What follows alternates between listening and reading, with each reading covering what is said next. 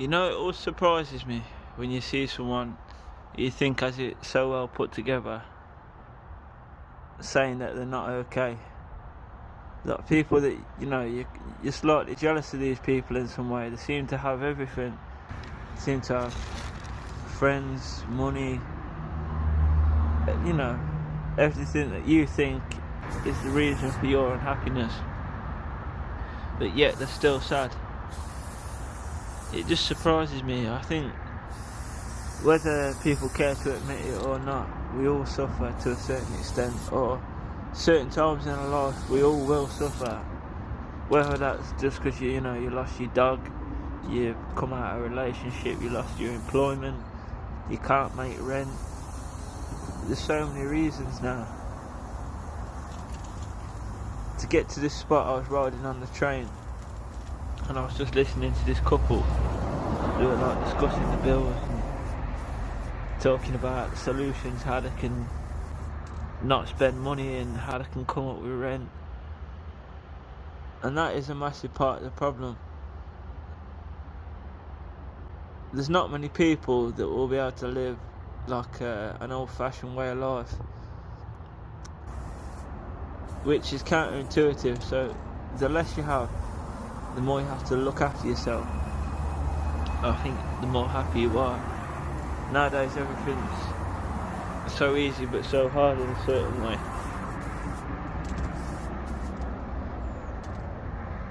Life ain't fucking peaches and cream. It ain't. It's hard for so many of us, and there's a few people that know how to navigate it and smash it, and we look to them not as inspiration. Oftentimes we look at them as not like competition, but they embody what we want and what we haven't got. And it's easy to say, oh, you shouldn't look at these people as competition, but your age is a factor as well.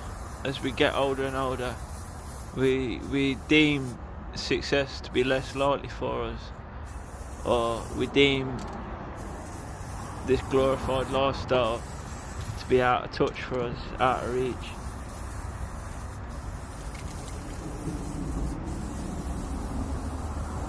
It's a scary thing getting older. I think back to when I was young, just carefree. And that's what they say, you ain't got a care in the world. And it's so true. It's nice to have a network of people, 30 strong, meeting up on the streets every night, just kicking it, not doing much. Slowly, they start to drop off, people get responsibilities, kids, you name it. There's all sorts of reasons pulling people away from that good life, from that chilled life that we once knew. Responsibility has been one thing that I've always dodged. I do not want to have a serious life. I want to be free. That's all I want. Have you ever been asked the question, what would you do if money wasn't a factor? I can tell you without a shred of a doubt, what I would be doing is travelling around, painting every single day, meeting new writers, doing this and that.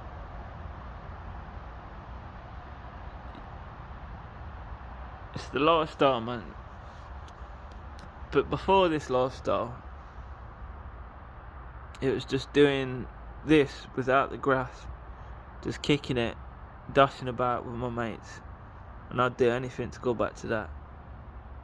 More people than ever talk to me now. I have a lot of people messaging me. I talk to a lot of people who are classed as friends, good friends, but it's not the same as roaming the streets with your fucking school friends, people you grew up with, people you know to the core, and people who know you. I feel so far removed from that, and that's maybe what made me focus on the graffiti writing. The fact that I wasn't as well connected with my friends, I moved away from my hometown. That's my reason. So 2 years ago, 2.5 years, going on 3 years now, I moved away from my hometown. Not a mega distance, but I don't drive. I have to get on trains to go down and see them. so it becomes like a money factor. Oh fuck it, we're gonna go on the front and centre. I ain't doing no little bitch hidden away in the corner type shit. I wanted to go abroad. Shit didn't work out like that, and now I'm sort of, in a bit of a haze, man, because I'm not on the block effectively. Like, I'm a suburban kid who's looking for the action, and I know there's a lot of people that can relate to that. I don't know my neighbours. I've never seen the guy who lives next door to me on the right, and on the left they're just fucking weird. It's like, the higher you move up in society, the less connected you are with people.